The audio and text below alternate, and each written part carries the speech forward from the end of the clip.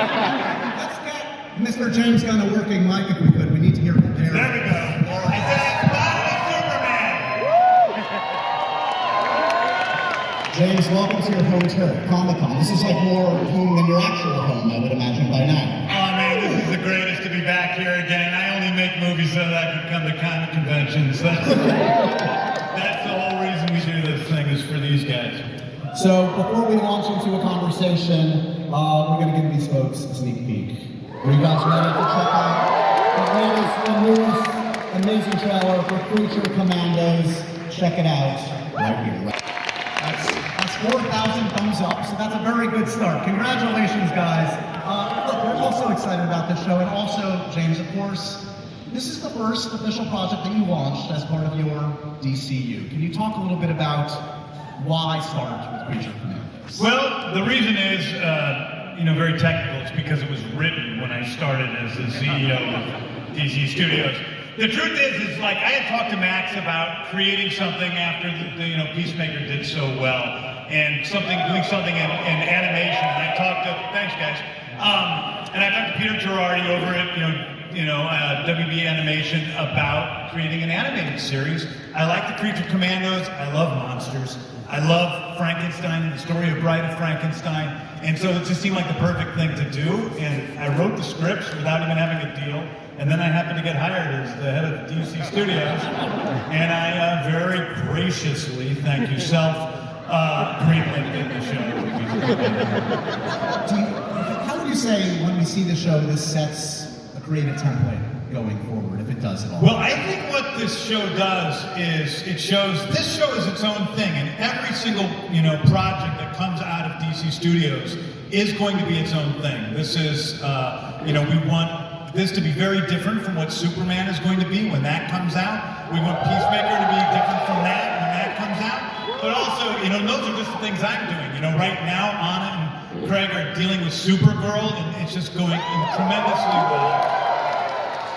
We have Chris and Damon and Tom who are dealing with Lanterns, getting ready to shoot that, and that's been amazingly well. So every one of those things is going to be very different. It's a connected universe, but we're not imposing any sort of overall aesthetic. And the Creature Commandos show is definitely its own thing, as you can see.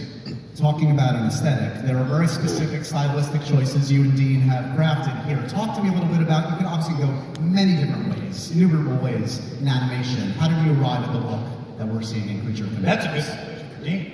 Yeah, well, first of all, you can see it's got like a real sort of Eastern European kind of aesthetic to it.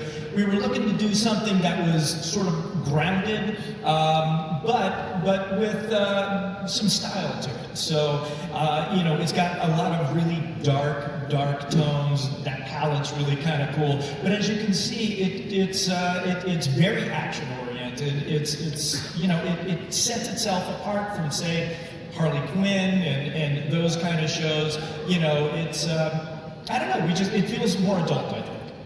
How did you find working in animation? Did it free you up creatively? I mean, obviously all your work has... This has been a really interesting experience. So I got the first finished episode back. This has been a long process because it takes a long time. And, I wrote the episodes, got the cast, we directed the cast, they all were fantastic. They start with animatics, they go through that, a few drafts of that, and it keeps changing and changing and changing and changing. I got the first episode back, I was like, oh, okay, well, I think this is gonna be okay. Let me just preface this by saying, I started out as a screenwriter. Working with directors is really hard because you never have it as good as you imagine it in your brain. It's one of the reasons why I started working as a director. And I'm not the director, I directed the voice actors, but not the animation.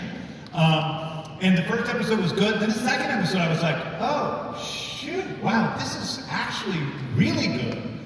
Then it got to the fourth episode, and I'm like, this is the best experience I've ever had with a director who wasn't myself. And then episode 7 came about, and I'm like, this is better than myself. This is the best experience I've ever had on any project I've ever worked on, including Guardians, including the Avengers movies, including anything. And I I just have been so proud of just everybody has come together in such a perfect way. This cast here, the guys over at Bobby Pills who did the animation, you know, Dean and Rich and the guys over there, the guys Peter Girardi and the guys at Warner Brothers Animation. Everybody really pitched in to make it something beyond, I think, what any of us expected. And I think the cast felt that way too from all the text I was getting when they saw the first 4 episodes. And it gets even better after that. So, okay, I want to get to the cast, but first just talk to me about what, there's some folks that are new to you here, there are some folks that have obviously worked with you before. What was the approach? Did you write with specific folks in mind? Obviously there's some folks that we've seen before that you're writing. I mean, most people up here I actually wrote for. I mean, obviously Steve Agee was already John Economos in Peacemaker. It's died again. Alan is somebody, he was my first choice for Dr. Phosphorus. We worked together a lot. He's been my friend. He's been in a bunch of stuff, you know. So he was my first choice. I didn't write specifically for him, but I thought of him early on. Maria, I wrote for. She was the first person ever cast in the DCU. So I texted her because she speaks Bulgarian, and we needed to have Princess Rostovics, and we needed to hire everybody from that country, and they needed to speak the same language. So I wanted it to have, you know, wanted it to be what Maria spoke. So she was hired. Next guy, what's the next guy's name again?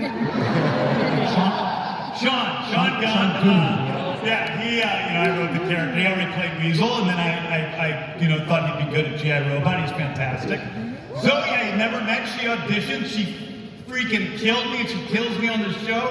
And the heart of Nina Mazursky, who's the heart of the show. She's, one of the leads along with the bride and Rick Pratt. Harbour is somebody who I've wanted to work with a lot.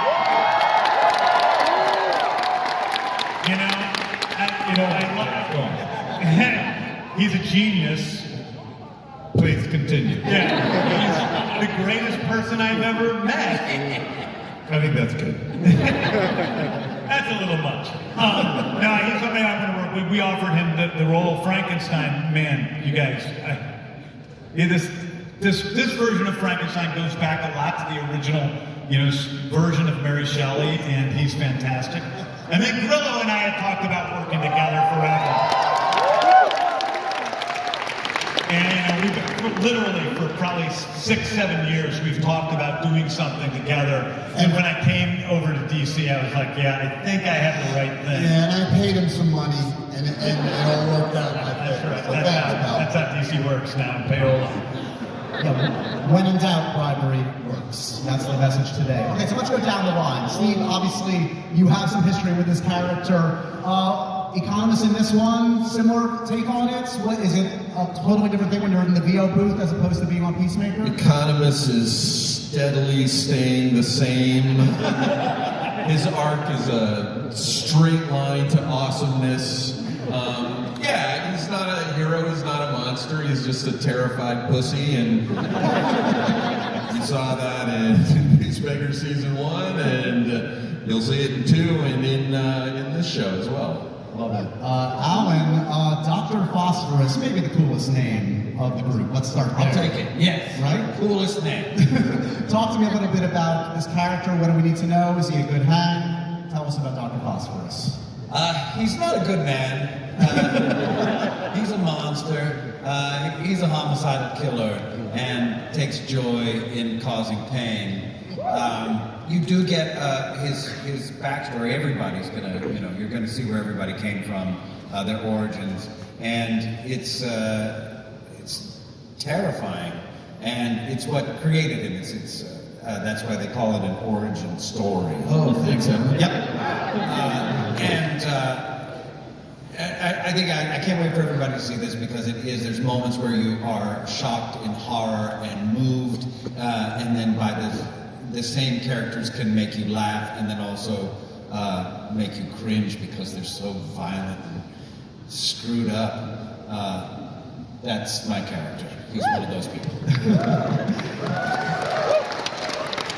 Maria, you are not a Creature Commando, we can say that. Where do you fit into this storyline here? Where does Ilana Rostovic fit in?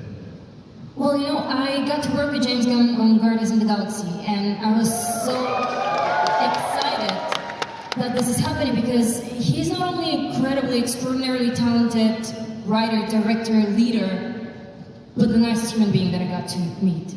So when Guardians ended, I was like, oh no, why am I getting here so late? I'm never gonna see him again. And then one day I got a message.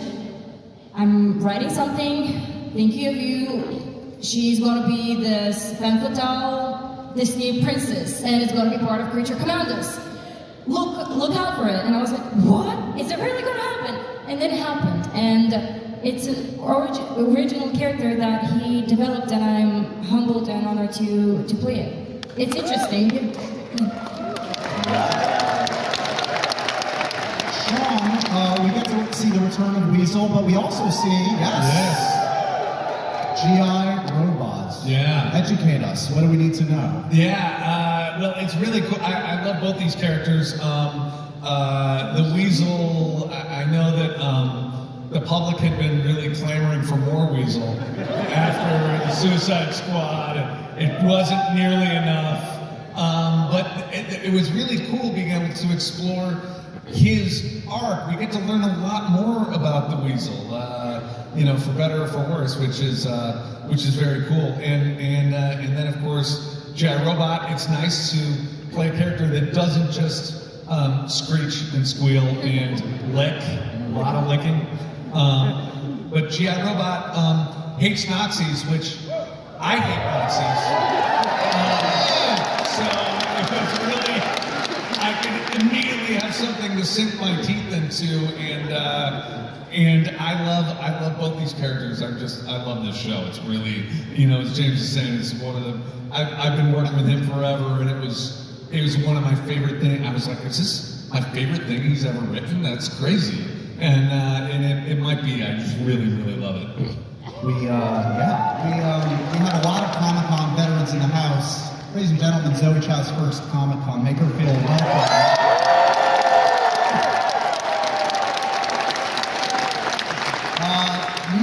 Mazursky, not necessarily a name I would associate with a superhero team, but she's a part of it. Tell us about her. She is. She is an aquatic being. She can only breathe in water. She wears a water suit and a water helmet tank, and at night she goes to sleep in a bathtub when she takes off her suit.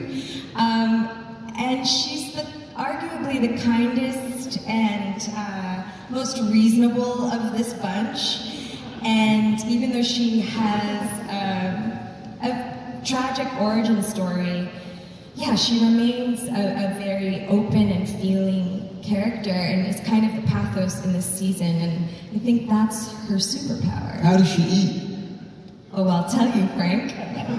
She puts food into the chute that's in her collar, and then it bubbles up into her helmet, and then she eats the food. And I really hope we get to do that live action.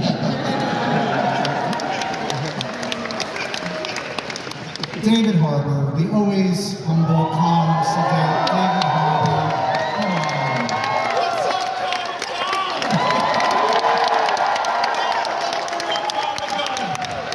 I live in Brooklyn. I'm a nerd like all of you. I love it. Speaking of kind and reasonable characters, Frankenstein, obviously comes to mind. Yeah. What's your Frankenstein? Recognizable? James was talking about going to source material a bit. Yeah, it's interesting. I mean, it's definitely its own take for sure. But you do have this Frankenstein and the Bride story, which has a bit of a traditional thing to it. And I was, when he sent me the script, I've loved the character of Frankenstein. I think it's because it's just sort of in my wheelhouse that if you have like a large person who sort of has the inner workings of a tantrumy 4-year-old, you're going to want to get David Harbour. But I really love, the story of Frankenstein's monster being this being that was created to be like a companion, this erudite companion who just is kind of off kilter and then finds himself needing a mate. and having no one, and so one is created for him, and that's not the way to get a girl, apparently, as you'll see, spoiler alert. But yeah, again, you know, like everybody's saying up here, I sound like just aping everyone else's comments, but it is, you know, it's a familiar theme, but it's a very original take, and it's some beautiful storytelling, and I just love the character, and I think people will be really surprised by it, as I was. Mr. Frank Grillo, we are so happy you're part of this again. As James said, it sounds like you've had conversations over the years, so when it finally happened, when he finally came to you and said, Frank, I've got it, what's that phone call like? How much of a give and take is there? Yeah, I think all of us can agree that when Gunn calls you, I think he got like a couple of words out, and it was like, hey, I got this thing. I went, okay, and that was kind of it. And then, as he said, we got all the scripts at one time, and I read it, and I was like, wow, this is special. And why do you want me?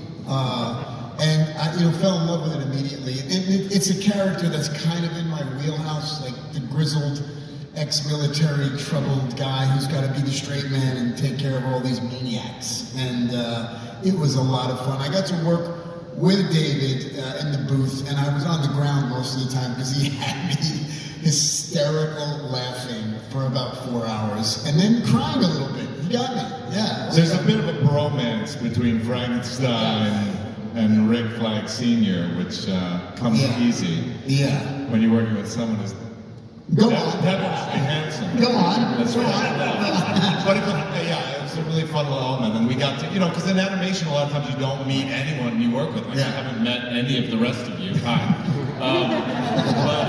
But yeah, Frank and I were in the booth together. There's a lot of like kind of overlapping. We played around a little bit. It was a lot of fun. It was great. And then Maria and I we have in the show, we have a very steamy, X-rated kind of scene, which I watched with my 16-year-old son. It was fairly traumatizing. Just for the record, X-rated is pushing. No, I mean, it's not X-rated. It's a steamy scene. It's a hard R. Yeah, it's a hard R. No, I mean, come on, it's a hard R. We can say that. He's 4,000 of our closest friends. Right? Anyway, it was a lot of fun. I got the best video ever. Because I was in Zoom, they were both in the booth, and I took video of them because they have to, they're having sex. And I have video of Frank and Maria in the booth, trying to coax them into this scene, and they're moaning and they're making out and kissing, and they're both just like making out with their hands. And I got this video of them that I will release when episode 2 comes out. Further embarrassment for my 16-year-old son. It's a really great scene. I watched it 30 or 40 times, and it's really excellent. Anybody else have any embarrassing, committed to the cause efforts in the booth? Because you can look like a fool in a booth when you're really committing 150%. Anything you guys had to do in the booth that, in retrospect, if you had a camera on you, you're embarrassed about? Well, every line Sean did was embarrassing. Like Weasel. My superpower is I guess I don't get embarrassed. I don't know why. I just shut that off at some point. But yeah, there's a lot of like, I mentioned the licking, there's a whole lot of like, can we get a longer, slower lick here, And I'm a professional, so I'm like, of course, that's what I'm gonna give you. I'm not embarrassed. You're embarrassed, I don't know. He was doing it for a while, and he was waiting for somebody to call cut, and finally he said, am I done with licking myself? James, you've said before that the intention is potentially to see some of these characters in live action. So does that inform how they are animated in that you don't want to go too far? You want to be able to convey them if and when you go live action, doesn't it? Well, absolutely. Not only do we want to, but I mean, Rick Flag appears in Superman. He appears he's a major character in Peacemaker Season 2. And so, yeah, when we cast the characters, we wanted to cast people that could play those characters live action, at least for the major characters. So that was something that we just thought of from the beginning. I also have to give a shout out to Indira Varma, who's not here. Yes. Who really is, who couldn't be here today, but she's incredible on the show. The bride is, in a lot of ways, the protagonist of the show. And she's just amazing. And so I just want to mention her. Also, we have some great people that came in for guest spots for us. Oh, yeah. Michael Rooker was Rooker. Peter Serafinowicz. He was amazing. Linda Cardellini. Ben Davis who plays Dutch, and so it's like this is who you hear in the trailer actually. But all these wonderful people. Greg Henry, of course, who plays Zoe's dad. Really amazing actors overall who just have all put themselves in.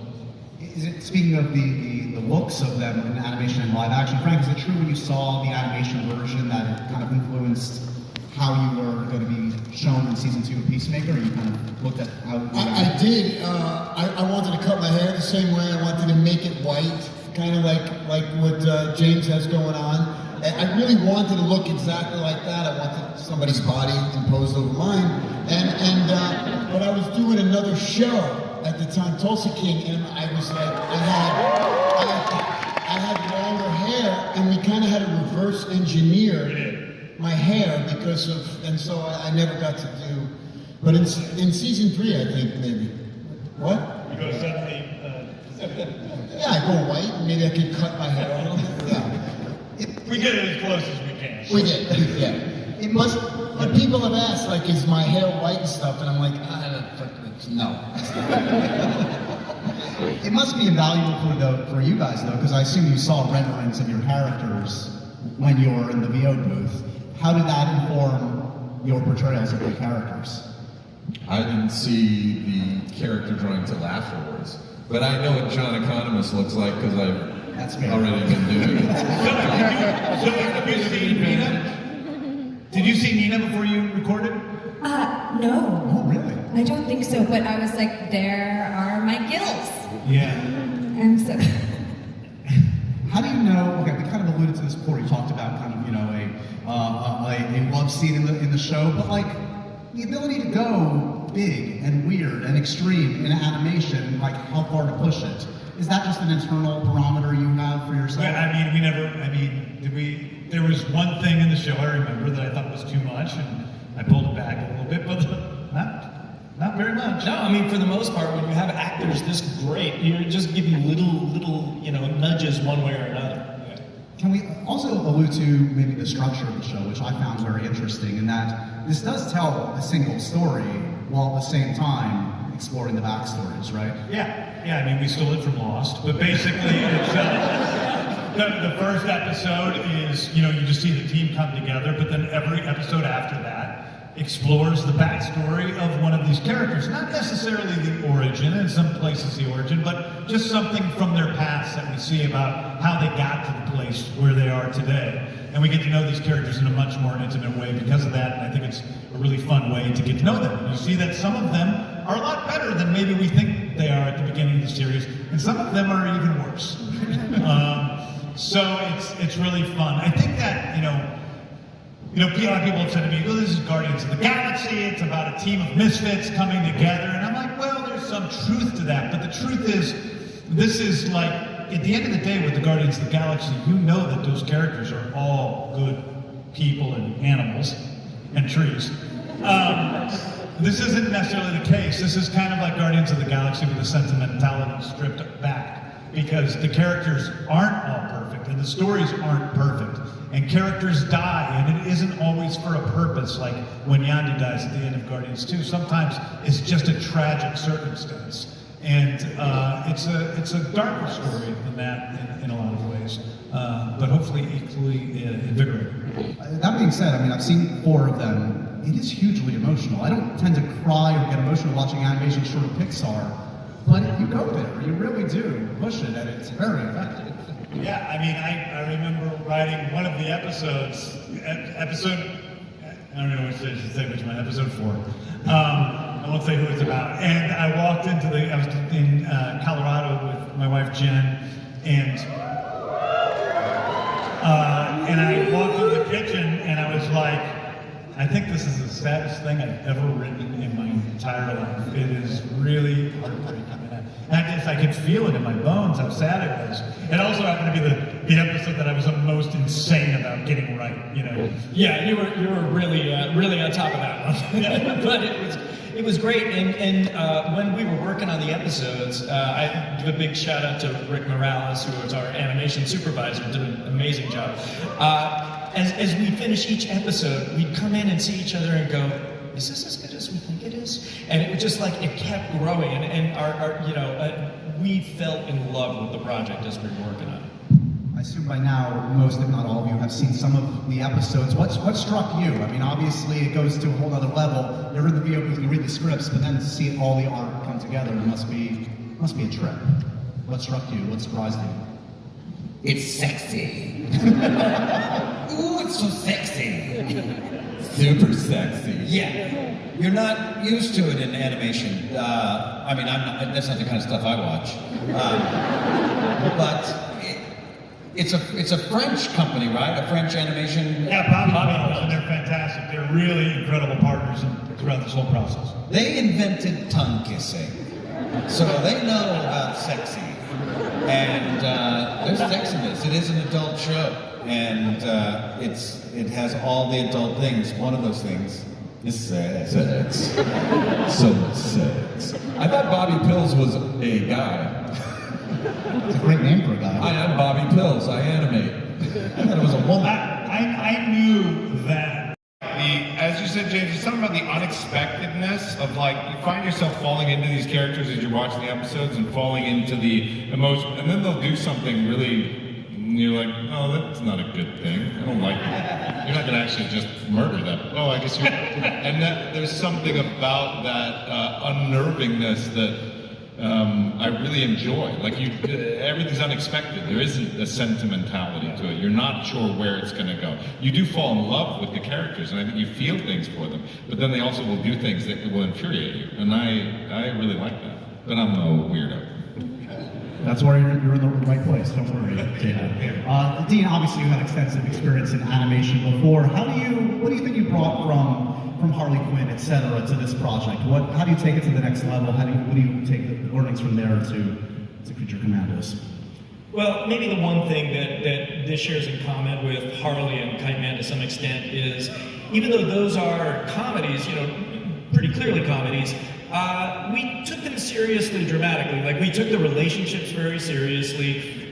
When there was a death or anything like that, we wanted people to feel it. And so that was a little bit of a crossover, because this gave us an opportunity to more fully do that than we could do in a pure comedy like those shows. There's the audience for Creature Commandos. Stardom young. Okay, who's jealous of another character on the stage? If you could play a different character other than your own, having now read the scripts, seen the show, is your own character your favorite, David? I can see you quizzical look at me. It would, yes. If you could play a character Any other character in the cast. A character other than Frankenstein, who would you play? Oh, who would I play? Yeah. Oh, the fish girl. That checks out, yeah. No, I don't. Oh, fish! Breathing in water. It's gonna come up in my belly. Yeah, I want to be the fish girl. Who you want to be? Well, to be honest, Nina really resonates with me. She this is an earnest answer, but she struggles all of her life to sort of find her tribe and where she belongs, and she's half human, half fish, and I am biracial. But it does kind of sound silly to talk about in 2024, but like, I grew up in the 90s and in a white community and stuff, so what was so compelling about Nina's story is how she remains so open to unexpected relationships, friendships, like with G.I. Robot and Bride, even though she's been shunned by so many people in the past. So I ride for Nina. Wow, so that's 2 votes for the fish girl. I'd play Economos because it's just so easy. Like, that dude barely does anything. But I find it very hard to play. That's like any actor. You can just you can just pick an actor at random and do a fine job at We it. can pick anybody out of this crowd and they just as fine as Fuck me right here, man. I can hear you. Do you have a rebuttal, Steve? Are you okay? I'd play Amanda Waller. Yeah. The same way you play Economos, or would it be different? I honestly can barely hear anything anybody's saying. But yes. It is a treat getting Viola Davis, come on, to be a part of the show. Viola was she's one of my favorite actors I've ever worked with, not my very favorite. She's such a great woman. And when she was the last major character that we recorded, and when she came in, we had other people doing that role. They did a great job. That were, placeholders. And when Viola came in and did, Amanda, it just grounded it so well, and she's so incredible in the show. Gets a chance to do a little bit of humorous stuff too, and some emotional stuff, and she's just really brought everything together. And I'm so fortunate to have her as a person in my life and in my creative life. What was the process of, because it obviously has links to Peacemaker and the Suicide Squad, and kind of picking and choosing what to retain from those to bring to this? Well, I mean, for me, it's all first and foremost about story. We don't want anybody coming to Creature Commandos and going, oh, you have to watch the Suicide Squad to understand what happened to Creature Commandos. Oh, you have to watch Peacemaker. We want people to be able to come in this totally blind, and they're totally excited by it. So there's nothing that isn't explained in the show itself. However, there are references to some other things that happened in the past, and those things then become canon in the DCU because we mention them in this show. So we have references to Peacemaker situations. We have, we learned a little bit that your son died. We learned that other things that have happened in the past and other media have still happened. And there are, safe to say, we obviously know Frank, Steve, we will see again in live action, but there are plans afoot. You are thinking of how to utilize this amazing cast. Absolutely. We have ideas for other things, and a couple of these people may appear in other media, as other characters, soon. Interesting. Speaking of other media, James, you've been a busy man. There is a lot on the DCU plate. Yeah. Give us some updates. Let's start. We've been talking a little bit about Peacemaker. We just saw there's a new helmet for our Peacemaker, so... Well, it's an old helmet. It was from season 1 that Steve Agee took from season 1, so not a new helmet. It's an old helmet. Fair enough. There are new helmets, but that's not one of them. Peacemaker we're shooting it now. I shot till late last night and then came in today for this. I have to go back and shoot on Monday. The new series has been going exceptionally well. Somewhere we have Greg Mottola in the audience, who great director of Superbad and other fine films, who directed 2 of the best Peacemaker episodes ever in episodes 2 and 3 of season 2. And it's going exceptionally well. John Cena has improved as an actor in a way that I have, like honest to God, I have never seen anyone who has gotten so much better in such a short amount of time. He was great in the first season. This season, he owns, and he's amazing. And the rest of the cast is all there. The 11th Street Kids, as they're called, and we're having a great time shooting that. And it's a very different season of Peacemaker, very magical. I'm just excited to see him back in the costume and press tour again. I hope he commits. I know he will. He always does. Superman. We are very excited. Next summer, Superman. You recently showed it off Crypto. We have Crypto. Crypto's been something that has been just amazing. We've been working with him in the edit, and he's just he's an incredible part of the story. He was an incredible part of the story to me personally. When I was writing the screenplay, he kind of came in and changed everything up.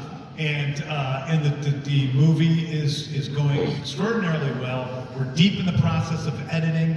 David Corn Sweat is going to blow people the fuck away. Like, you know, he is the movie star that, you know, that everyone just dreams he could possibly be. And I don't think anyone really understands the depth of this guy's talent. Dramatically, comedically, he's the best physical, you know, action star I've probably ever worked with, except for, you know. Yeah, take it down a notch. Let's take it easy. I've heard this right. He's an amazing actor, and Rachel Brosnahan, people are going to die for her as well. Eddie Capelli is Mr. Terrific. So it's really been it's been a great process. The edit is getting really close to being, you know, good. I mean, the movie's good, so it's like I feel good about it, and it's you know, I'm really hard on stuff, so it's been fantastic. Is there any footage on you? Do you have the trailer on you? Do you have? Is there a trailer yet? No, see, now you're teasing them, but I don't have a trailer. Don't get too excited. There's no trailer. No Superman trailer. No, I have some stuff on my phone. Yeah. Everybody, let's rush him and get his phone. Yeah. I took it off me just in case people attacked me. Somebody in the audience has it. You have to guess who.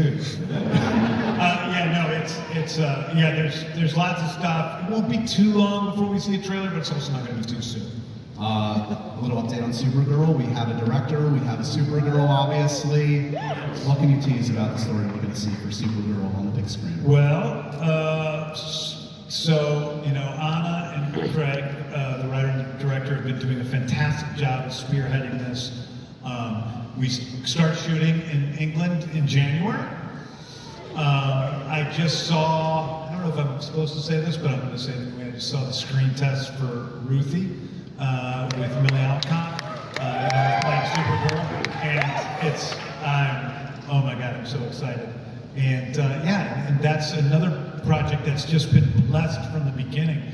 Anna came in and she pitched the story to me of Supergirl, and it was just one of the best pitches I'd ever heard. And she immediately wrote it. She came in with a first draft that was great, and it's just gotten better and better. And then Craig has been incredibly easy to work with, and I can't wait for that one to come out. It's very much based on Tom King's comic Woman of Tomorrow.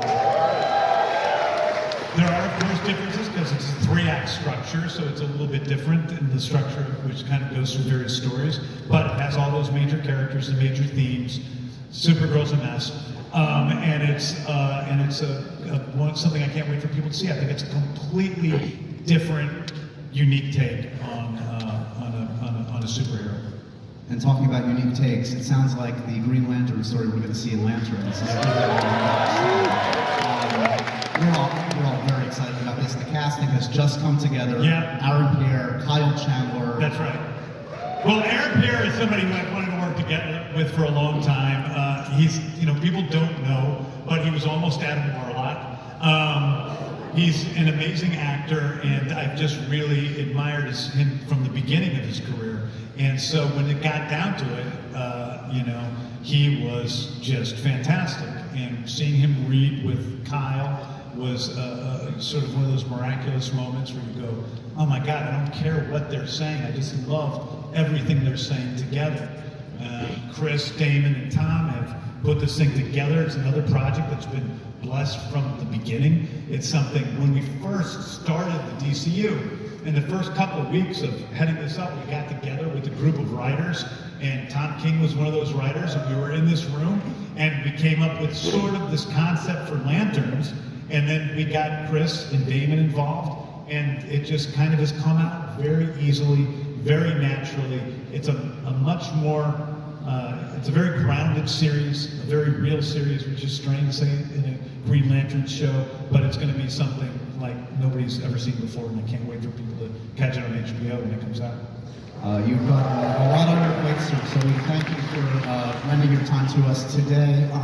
The DCU is in good hands with Mr. James Gunn. Folks, Creature Commandos, if I haven't said it enough, it's coming out December 5th. It will be your new obsession. It's fantastic. Before we all go, I just want to say, we're going to show a slide here. This is a first look at the first Creature Commandos product available right now. Including a first look at Funko's collection. If we could see this slide. I was told this. There it is. You can go to DC.com and DC shop. That's shop.dc.com. And more info is coming soon, so definitely keep an eye out for that. And Zoe's walking around with a whole bag full of Nina Mazurskis. It's So. true. That's right. Everybody's new crush. Nina Mazursky, everybody's new crush. Everybody, give it up one more time for James Gunn, the amazing Chao.